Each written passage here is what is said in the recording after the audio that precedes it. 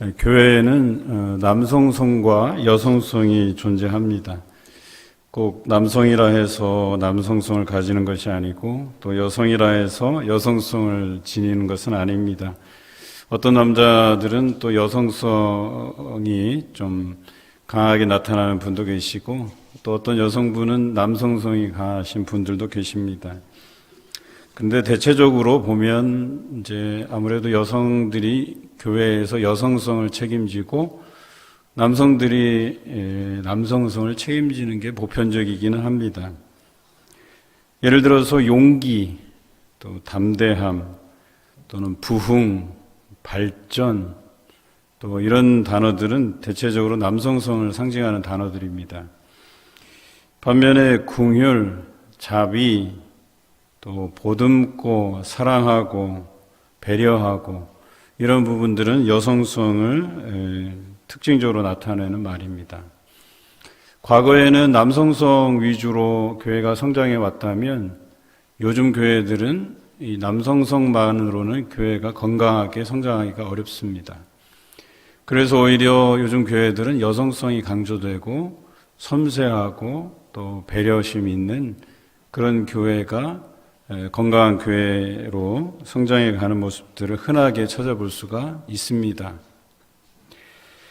특별히 기독교를 사랑의 종교라고 합니다. 그렇다고 볼 때에 이 사랑의 역할들을 감당해 가는 핵심적인 어떤 세력이라고 할까요? 그런 주체가 되는 세력은 여성이다라고 해도 과언이 아닐 것입니다. 요한일서에서는 하나님을 사랑이라고 정의하고 있습니다. 성도들이 가장 흔하게 사용하는 말들 중에 하나가 사랑이라는 단어입니다. 고린도전서 13장을 우리는 사랑장이라고 정의하고 많이들 암송하고 자주 읽는 말씀 중에 하나입니다. 또 우리가 오늘 읽은 말씀 본문 9절에 내 이웃을 내 자신과 같이 사랑하라 이런 말씀도 우리가 흔히 들어서 아는 말씀입니다. 그런데 이런 말씀이 성경 여러 곳에서 나옵니다. 레위기 19장 18절에 원수를 갚지 말며 동포를 원망하지 말며 내 이웃 사랑하기를 내 자신같이 사랑하라.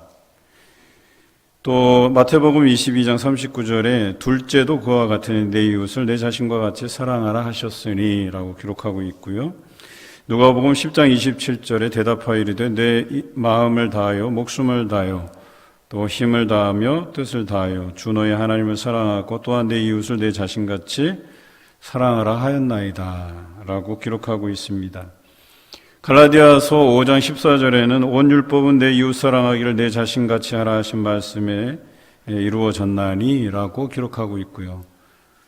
또한 야고보서 2장 8절에 너희가 만일 성경에 기록된 대로 내 이웃 사랑하기를 내 몸과 같이 하라 하신 최고의 법을 지키면 잘하는 것이거니와 라고 기록하고 있어요. 물론 이 외에도 사랑에 관련된 말씀 너무나도 많습니다. 그런데 제가 오늘 소개해드린 이 말씀에 공통적인 단어가 나와요. 사랑해야 되는데, 이웃을 사랑해야 되는데 내 몸같이 사랑하라. 그러니까 하나님의 입장에서는 너희 몸같이 그랬으니까 우리 입장에서는 내 몸같이 사랑하라 이런 말씀이 되겠지요. 바로 이것이 사랑하는 데 있어서 제일 먼저 제일 원칙으로 우리가 삼아야 될 것이에요. 나를 사랑함 같이.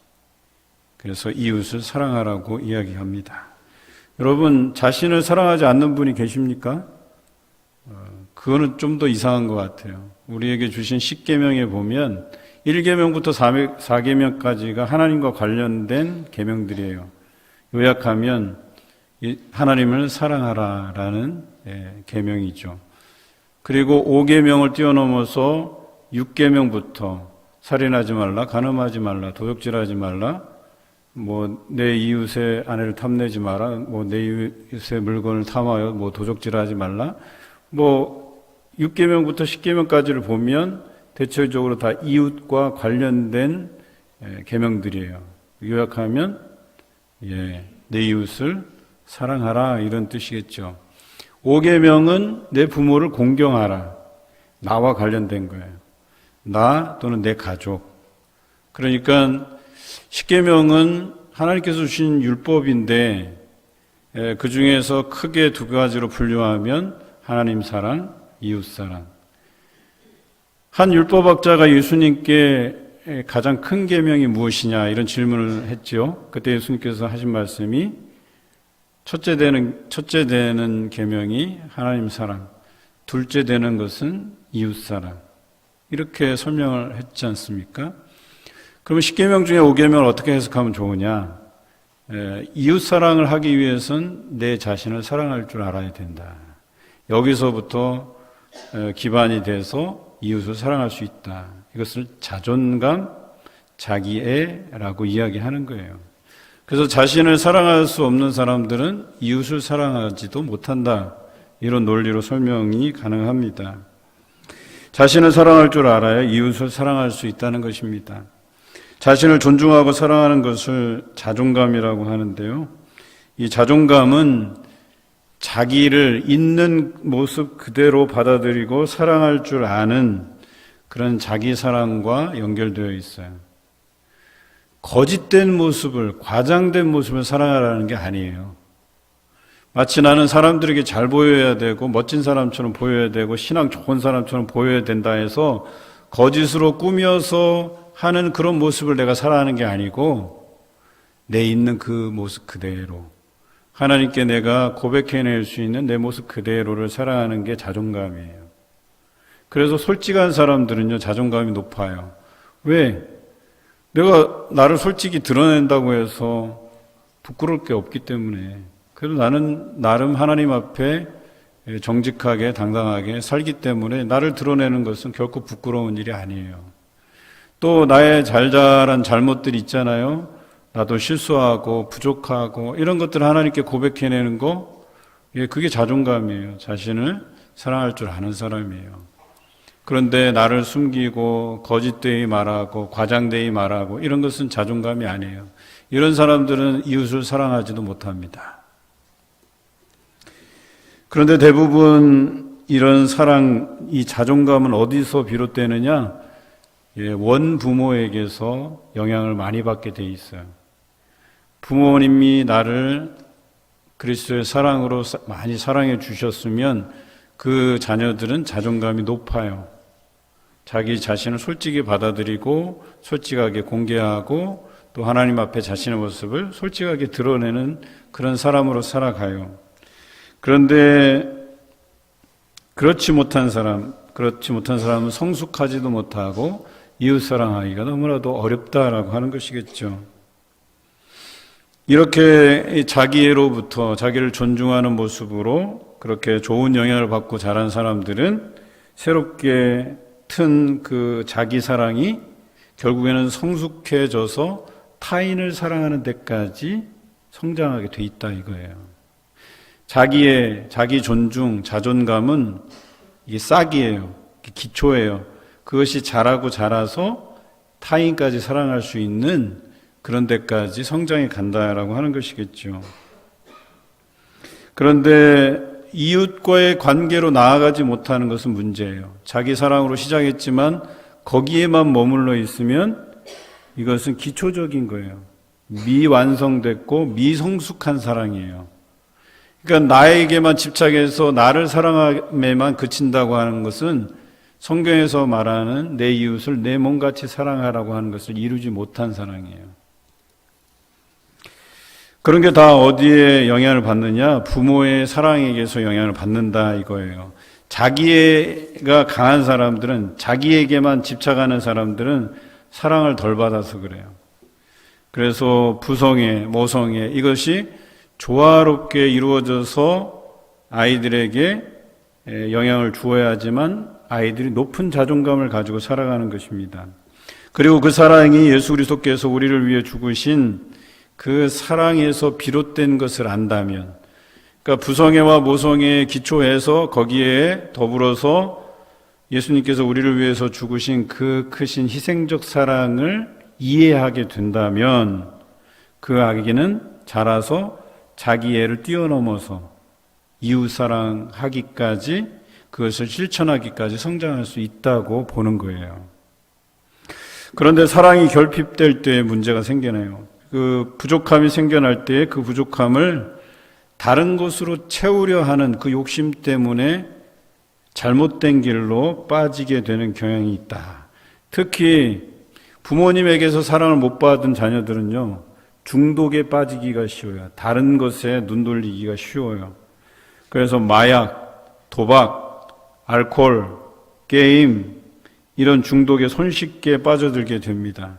제가 전에 한번 청년을 지도할 때에 중독이라는 주제를 가지고 세미나를 한 적이 있어요. 청년들하고 아주 심각한, 아주 좀 깊이 있는 토론들을 가졌어요. 그래서 담배, 술, 그 다음에 앱 게임.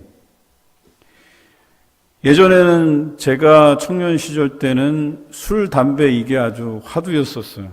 아마 여러분 시절 때도 청년 시절에는 술, 담배 가지고 되냐 안 되냐 이걸 가지고 굉장히 열띤 토론이 있었잖아요. 근데 요즘은 앱 게임에 조금 더 치중이 돼 있어요.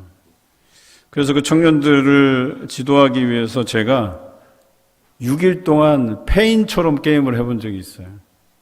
제가 한번 쭉 불러볼게요. 애니팡, 캔디팡, 드래곤 플라이트, 퍼즐 바리스타, 다 함께 차차차, 모두의 게임, 아이러브 커피, 이걸 깔아놓고 그래서 순차적으로 그냥 거의 밤잠 설쳐가면서 한번 해봤어요. 도대체 이 청년들이 하는 게임의 실체가 뭐냐, 중독의 실체가 뭐냐.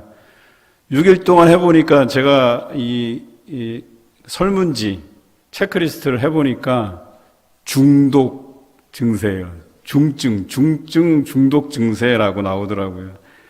근데 제가 이런데 다른 청년들 체크리스트 한 걸 봤어요. 그 친구들은 그냥 일상이에요. 나는 그 테스트를 위해서 한번 페인처럼 살아본 거고.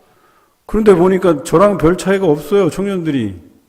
중독이에요. 보니까. 물론 다 그런 건 아니었지요. 제가 보니까 상당수가 그런 위험 수위에 노출되어 있다라고 하는 것을 보았어요. 그런데 초등학생들도 예외는 아닙니다. 2012년 조사에 의하면, 그러니까 한참 지난 거예요. 이거 오래전 거니까 지금은 더했으면 더했지 덜하진 않는다 보시면 돼요. 300만 명의 초등학생을 대상으로 조사를 했어요. 그런데 65%, 즉 195만 명이 스마트폰을 가지고 있다. 중독된 게 아니라 가지고 있다.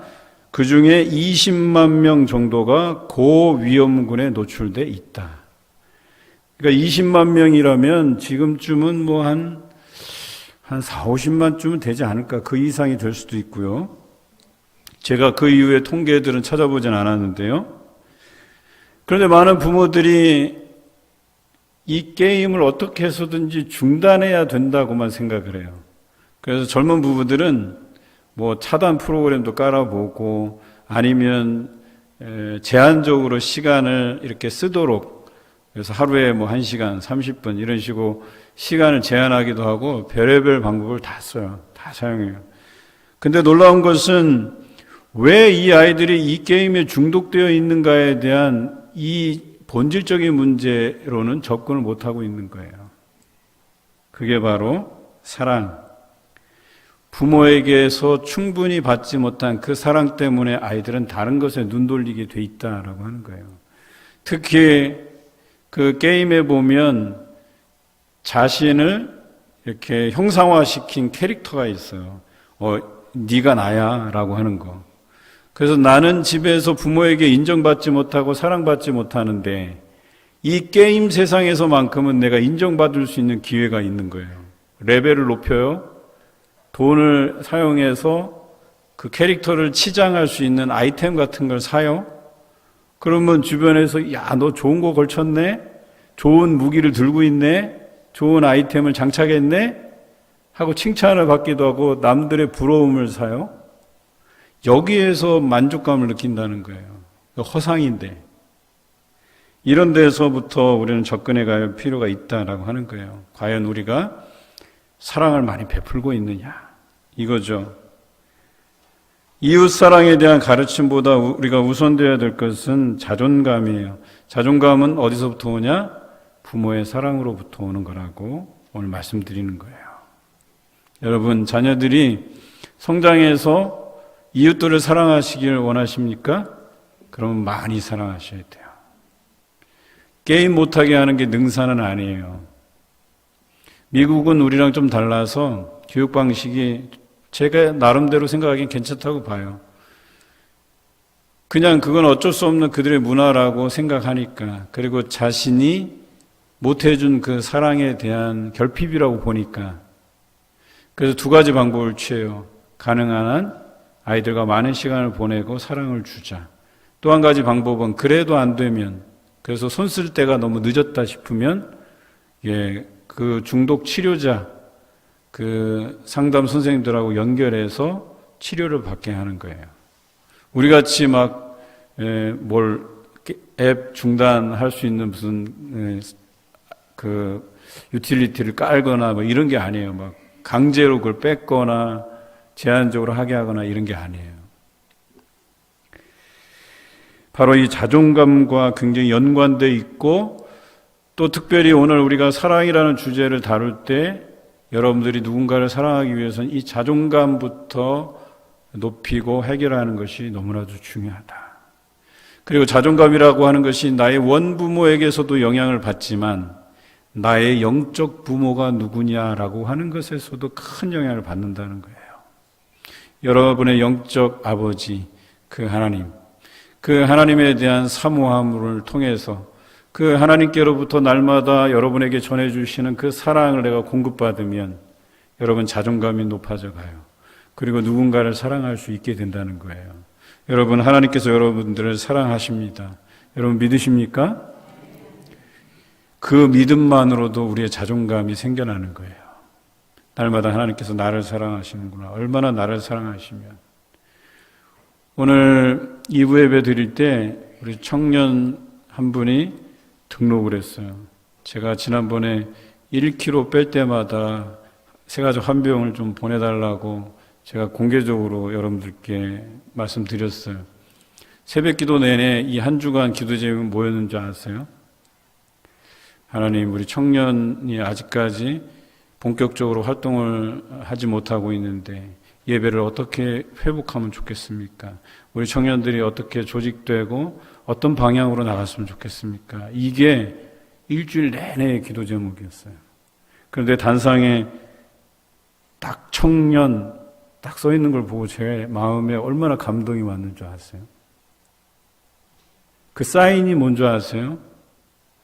염려하지 말라는 거예요. 제가 거기서 어떤 걸 느끼냐면, 하나님께서 나를 사랑하시는구나. 나를 사랑하시는 그 하나님이 여러분들도 사랑하실 줄로 믿습니다. 사랑을 주제로 한 설교는 여러분 자주 듣게 되고 많이 접해 보셨을 거예요. 왜 그렇게 많은 분량을 사랑에 할애하는 것일까요? 그것은 아마도 사랑하며 살지 못하기 때문이 아닐까 싶어요. 이게 굉장히 중요한 핵심적인 교리이면서 또 우리가 가져야 될 것임에도 불구하고 얼마나 이게 안 되면 성경 여기저기 곳곳에 사랑 계속 사랑을 이야기하실까. 그만큼 우리가 사랑이 쉬운 게 아니라는 거예요. 이 미워하는 감정을 누그러뜨리고 누군가를 사랑할 수 있다는 게 쉽지 않다는 거예요. 더군다나 성경에서 말하는 사랑의 범위는요, 원수까지도 사랑하라는 거예요. 단순히 미워하는 정도가 아니라요, 원수같이 여기는 사람, 사랑 1도 주기 싫은 사람, 그런 사람에게조차 사랑하라고 성경은 이야기하고 있습니다.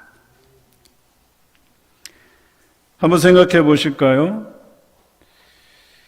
본문 우리 8절을 한번 같이 읽어보겠습니다. 피차 사랑의 빚 외에는 아무에게든지 아무 빚도 지지 말라. 남을 사랑하는 자는 율법을 다 이루었느니라. 이렇게 이해하고 있어요.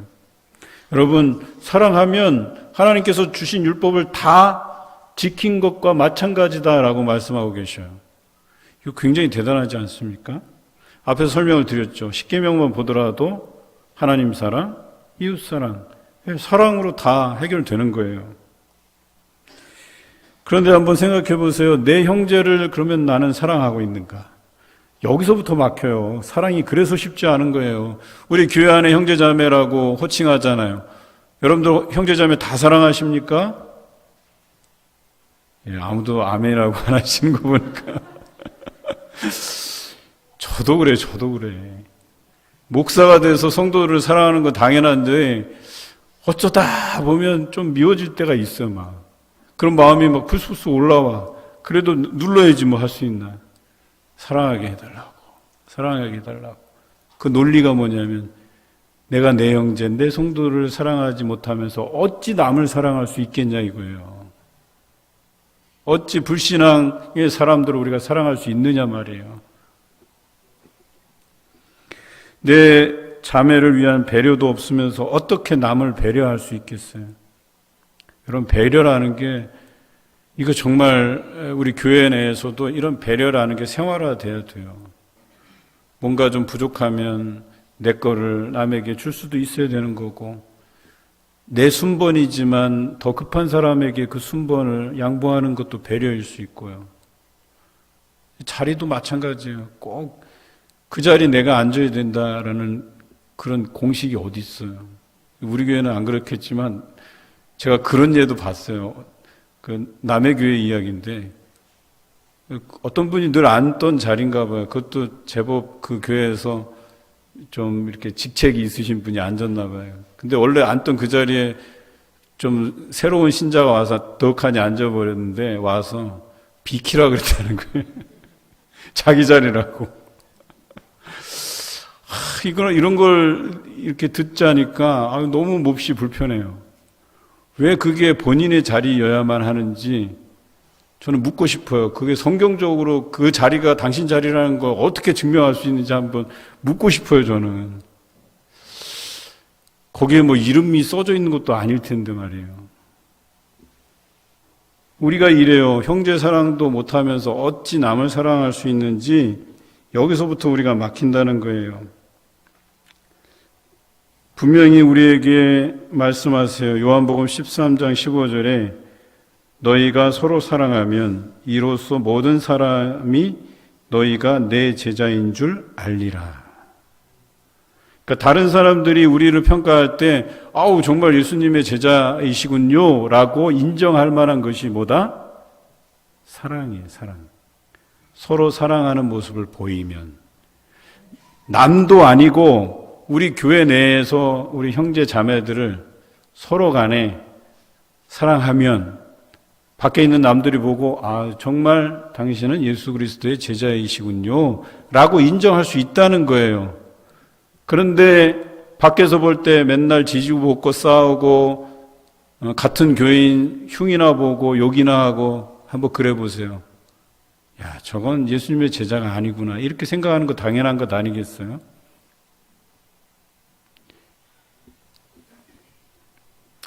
오늘 예수님께 질문했던 내용, 한 율법 교사가 가장 큰 계명이 무엇입니까? 이것은 가장 중요한 게 무엇이냐라고 물은 거예요. 그랬더니 예수님께서 하나님을 사랑하고 내 이웃을 내 몸같이 사랑하는 것이다. 이렇게 우리에게 말씀해 주셨어요. 사랑하는 사람이 곧 하나님의 말씀대로 행하는 사람입니다. 사랑하지 않으면서 예수님을 믿는다는 것 거짓말입니다. 예수님을 믿는 사람이 사랑하지 않을 수 없거든요. 우리는 마땅히 사랑의 빚진 자로 살아가야 되는 사람들이에요. 여러분, 우리는 갚을 수 없는 사랑을 빚졌어요. 예수님께서 목숨으로 우리에게 사랑을 베풀어 주신 거예요. 우리의 죄를 감당해 주신 거예요. 그 외에는 어떤 빚도 지지 말라 그랬어요. 어떤 사람은 그래요. 빚이 많으면 그 못 갚을 수도 있는 거 아니냐고. 여러분, 가수 이상민 아십니까? 그 사람이 얼마나 빚진 줄 아세요? 69억. 690만 원도 아니고요. 6,900만 원도 아니고 6억 9천만 원도 아니고 69억을 빚졌는데 다 갚았어요.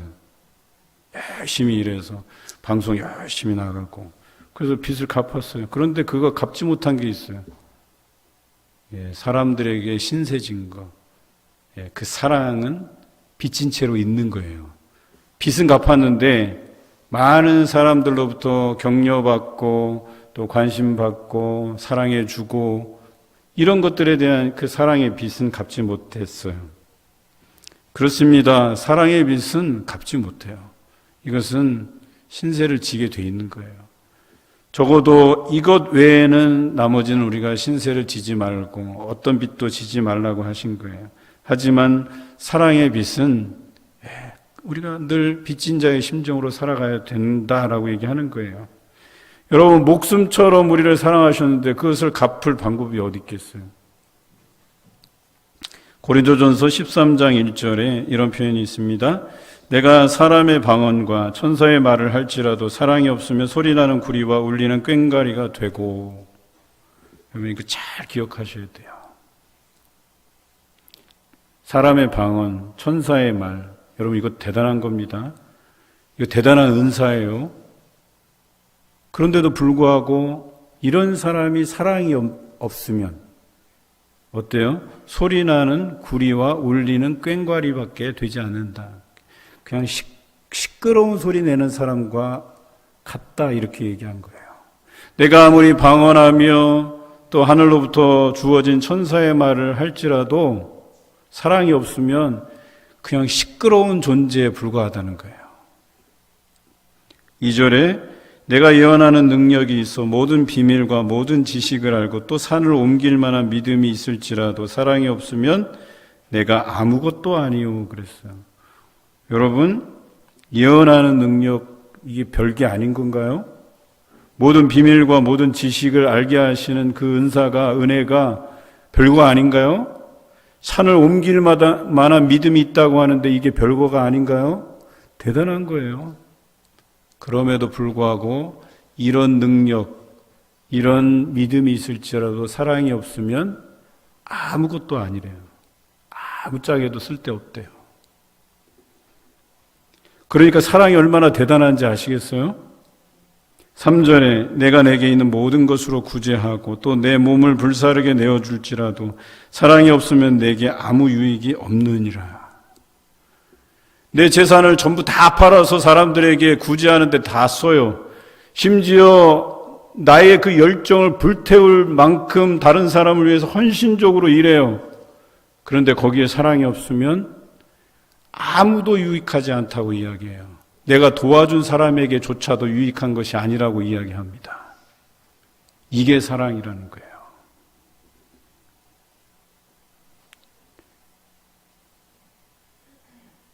여러분, 이것이 사랑의 실체예요. 우리가 실천해야 될 사랑의 실체. 이게 얼마나 소중한 것인 걸 여러분들이 아시겠어요? 내 자녀를 사랑하고, 내 부모를 공경하고, 내 동료를 사랑하고, 또 이웃을 사랑하고, 심지어 불신자들을 사랑하고, 내 원수까지 사랑하는 것. 이것의 가치가 오늘 여기 정확히 기록되어 있어요.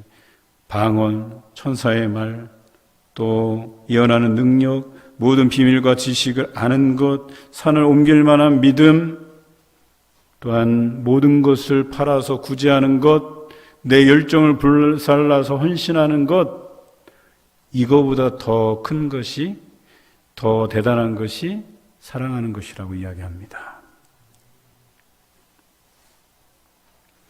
날마다 사랑하심으로 하나님의 말씀을 실천하시는 여러분 되시기를 주님의 이름으로 기원합니다. 본문 9절입니다. 우리 같이 읽을까요? 간음하지 말라, 살인하지 말라, 도적질하지 말라, 탐내지 말라 한 것과 그 외에 다른 계명이 있을지라도 내 이웃을 내 자신같이 사랑하라 하신 그 말씀 가운데 다 들었느니라. 앞서 말씀드렸던 것처럼 1계명, 4계명은 하나님과 관련이 있고 5계명은 가족에 관련이 있고 6계명에서 10계명은 이웃과 관련이 있다고 말씀드렸어요. 그래서 예수님께서는 이것을 하나님 사랑, 이웃 사랑이라고 정의하셨어요. 특히 이웃 사랑은 내 가족을 사랑하는 것처럼 나를 사랑하는 것이라고 말씀하셨어요. 또 이 사랑의 실천이 곧 십계명, 하나님의 말씀을 온전히 실천함과 같다라고는 성경은 이야기합니다. 이웃에 대한 사랑만 있으면 우리가 간음할 일이 없고 살인할 일이 없고 도둑질할 일이 없고 이웃의 것을 탐낼 이유가 없어지는 거예요. 요즘 이 사랑이 없어서 사회는 너무나도 아파하고 힘들어해요. 사랑이 없어서. 명절 때만 되면 나오는 문제가 뭐예요? 층간소음이잖아요. 층간소음. 명절 때만 되면 뉴스에서 빠짐없이 나오는 소식이 뭐예요? 층간소음 때문에 심지어는 쫓아 올라가서 사람을 죽이는 일까지 벌어지고 있는 세상이죠. 또한 TV만 켜면 불륜 소식이 터져나오고 아침 드라마는 대부분 불륜이 아니면 아침 드라마 소재로 없는지 그런 드라마들이 천지고, 또 도둑질하는 것은 예산일이고, 요즘은 공중전화가 잘 이제 없어지기 시작했는데 예전에 공중전화가 꽤 있었죠. 공중전화 박스에 누가 들어가서 전화하고 있는데 뒤에서 기다리다가 지쳐갖고 칼로 그냥 찔러갖고 사람 죽이는 그런 세상에 우리가 살고 있다는 거예요. 사랑이 없는 세상, 사랑이 식어져가는 세상. 성경에는 사랑이 식어져가는 세상을 종말의 한 현상으로 보고 있어요. 이웃은 둘째치고 자기 아이를 학대하고 방치하는 일들이 비일비재해졌어요. 자기 아이가 아니라고 또 돌봄을 책임지는 교사들이 아이를 학대하는 일들이 심심치 않게 터져나오고 있어요. 이웃의 어려움을 아랑곳하지 않고 자기만 잘 살아보겠다고 발버둥치는 세상에 우리가 살고 있어요. 교회는 그러면 이기적이 아닌가요? 시민들의 안전은 뒤로하고 정치적인 색깔을 드러내는 일들이 언론을 통해서 심심치 않게 접하고 있는 소식이죠. 성도라고 하면서 온갖 못된 짓을 하고 책임질 줄 모르고 거짓말을 일삼는 사람들도 보게 됩니다. 이렇게 해서 어떻게 우리가 복음의 통로가 되겠습니까? 여러분, 하나님 앞에 정직하게 서야 됩니다. 남을 사랑하는 일에 최선을 다해 가야 됩니다. 예수님께서 섬김의 본을 우리에게 보여주셨습니다. 제자들의 발을 씻긴 것이죠. 당시에는 손님들이 오잖아요. 탁자의 구성이 가운데에 음식 탁자가 있으면 사람들은 그 탁자를 주변으로 해서 긴 의자가 사각으로 펼쳐져 있었어요. 그래서 어떻게 음식을 먹냐? 우리 같이 앉아서 얌전하게 먹는 게 아니라 이렇게 누워서, 옆으로 길게 누워서 이렇게 눕다 보면 내 발이 누구한테 가요? 저 상대방 머리로 간단 말이에요. 그래서 발을 씻기는 거예요. 이유가. 그 발을 씻기는 일은 누가 해요? 그 집의 종들이 하는 거예요. 노예들이 하는 거예요. 그런데 예수님께서 그 일을 하셨다는 건 사랑하는 마음으로 제자를 섬기도록 너희들도 가서 이와 같이 하라고 섬김의 본을 보여주신 거예요. 누가 하셨다고요? 예수님께서. 예수님께서도 하신 이 일인데 우리가 뭐가 그리 대단해서 섬길 수 없다는 것인지. 사랑하는 마음이 있으면 섬겨지게 돼 있어요. 그런데 사랑하는 마음이 없기 때문에 섬기지 못하는 거예요. 예수님께서는 낮고 천한 모습으로 오셨지만 우리를 사랑하셔서 죽기까지 하나님의 말씀에 순종하셨어요. 또 예수님은 사랑 때문에 굉장히 피곤한 분이셨어요. 날마다 기도하기를 쉬지 않으셨고 한밤중에 자주 기도하셨고 몰려오는 사람들을 마다하지 않고 늦게까지 병든 자를 고치고 귀신을 내어 쫓으셨어요. 뿐만 아니라 급식 이적을 통해서 많은 사람들을 먹이셨어요. 여러분, 정말 피곤한 일정 아니십니까? 여러분이 하라고 하면 그런 일들 감당하시겠어요? 예수님께서는 그것을 감당하셨어요. 왜냐? 사랑하시기 때문에. 제가 어렸을 때 저희 아버지는 유리 공장에 다니셨어요. 여러분 잘 아셔요? 이 봉으로 이렇게 유리 물질을 갖다 붙여서 그 아주 용광로 같은데 이렇게 뜨거운 물에 달궈서 이렇게 식히면서 불면 전구도 만들어지고 유리 그릇도 만들어지고 뭐 이런 일을 하셨거든요. 그러다가 그 일을 그만두시고 빵과 만두를 만드시는 일을 하셨어요.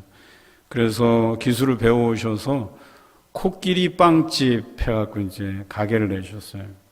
근데 참 인기가 많았어요. 또 아버님이 얼마나 잘 만드시는지 모양도 아주 그냥 잘 만드시고 뭐 요즘 여러분들 찐빵 이렇게 말씀하시잖아요. 저희 아버님이 만드는 찐빵은 지금의 호빵 같은 거예요. 굉장히 보들보들 야들야들 해갖고 얼마나 윤기 있게 빵이 나오는지 몰라요. 만두도 얼마나 맛있는지 몰라요. 그 병점이라고 하는 작은 동네에서 그걸 차렸는데 아주 뭐 인기 만점이었죠. 저는 얼마나 좋았는지 몰라요. 막 친구들 데려와서 막 뼈 먹이고 막 만두 먹여주고 막 반장 선거할 때 막 애들 데리고 와서 막 먹이고 그래서 4학년 때 반장도 한번 해보고 그랬었는데요. 근데 거기에 우리 주변에 공단이 많이 있었어요. 그러니까 고등학교 졸업하고 공장에 취직하는 형님, 누님들이 참 많이 있었는데 이분들이 오셔서 빵과 만두를 많이 사드세요. 심지어는 저희 어머님이 수첩을 만드셨는데 보니까 외상 장부더라고요. 그래서 누구 얼마.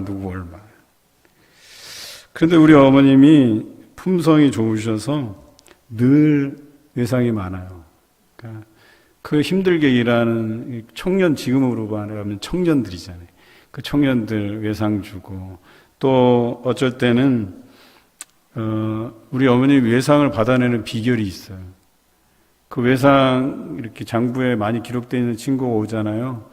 그럼 얼마나 어렵겠나 싶어서 그러니까 어려우니까 외상을 못 갚는 거라고 생각하시고 그냥 무료로 빵도 주시고 만두도 주시고 그러셨어요. 그러면 그분은 또 미안해서 얼마간 또 이렇게 외상을 갚기도 하시고 그랬던 기억이 납니다. 여러분, 사랑이라는 거 사실 어려운 게 아니에요. 그러면 그때 우리는 빵하고 만두가게 하면서 돈을 많이 벌었냐? 그렇지 않아요. 제가 말씀드렸잖아요. 외상도 많이 있고 많이 뜯기기도 하고 그걸 좀 안 좋게 이용해 먹는 사람들도 있었고 또 분식집이라 해야 뭐 돈이 얼마나 되겠어요. 세 자녀들 학비 감당하는 것도 잘 안 되죠. 그런데 그 어려운 중에서도 사랑이라는 거 가능합니다. 여러분, 돈이 많아야 되고 물질이 많아야 돼서 사랑을 하는 게 아니에요. 사랑은 마음의 표현이에요. 그 마음을 표현하다 보면 그 작은 것 하나라도 나누게 돼 있는 거예요. 제가 명절 즈음에 우리 성도들이 뭐 담임 목사라고 해서 이 선물 저 선물 가져다 주시는데 아이고 막 눈물이 날 지경이더라고요. 그냥 얼마나 사랑하시는 건지 아니면 부담을 주시려고 그렇게 막 가져다 주셔갖고 더 잘하라고. 물론 그런 여러분의 마음을 제가 읽고 더 잘해야 되겠다 이런 생각도 가지지만 한편으로는 부담도 많이 가져요. 내가 이런 사랑을 받아도 되나. 그런데 생각한 것이 나를 위한 것이 아니라 나를 통해 또 누군가를 사랑하게 하시려는 하나님의 계획이시구나. 이 생각을 많이 하게 됐어요. 오늘 제가 이 말씀을 나누는 것은 우리만 사랑할 뿐만 아니라 우리 이웃들, 더 나아가서 불신앙인들, 또 원수들까지도 우리 함께 사랑하자 이런 말씀을 드리려고 하는 거예요. 본문 10절 우리 함께 읽습니다. 사랑은 이웃에게 악을 행하지 아니하나니 그러므로 사랑은 율법의 완성이니라. 다시 한번 강조하고 있어요. 이웃사랑이라고 하는 것은 이웃에게 악을 행하지 않는 것으로 시작한다고 했어요. 이웃에게 피해가 가지 않도록 해야 된다. 이웃들의 아픔을 같이 해야 된다. 여러분, 코로나 시국에 제가 제일 감사하게 접한 소식이 이런 거예요. 건물주인데 크리스찬이에요. 그런데 새들어 사는 사람은 힘들까 봐 코로나 시대에 월세들을 깎아주고 집세도 내려주고 막 이런 사람들을 제가 자주 경험해요. 그런 온정이 베풀어지는 것들을 보면서 아직 그래도 그리스도인의 양심이 살아있구나 하는 이런 생각들을 가지거든요. 만나는 음식도 함께 나누고요. 또 나눌 것이 없다면 그들을 위해서 기도하는 것도 좋은 생각이에요. 마음이라도 따뜻하게 표현하기 위해서 따뜻한 위로의 말을 건네는 것도 좋을 것 같아요. 양보할 수 있으면 양보하고.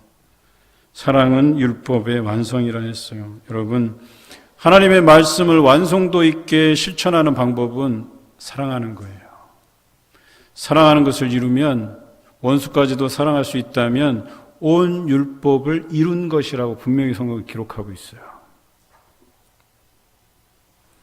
그래서 어떤 젊은 청년이 예수님께 왔다가 내가 다른 계명은 다 지켰노라 하고 자랑삼아 얘기했다가 예수님께서 뭐라 그러죠? 또 재산을 팔아서 그 사랑을 보이라고 한 거잖아요. 그래서 가난한 사람들에게 나눠주라.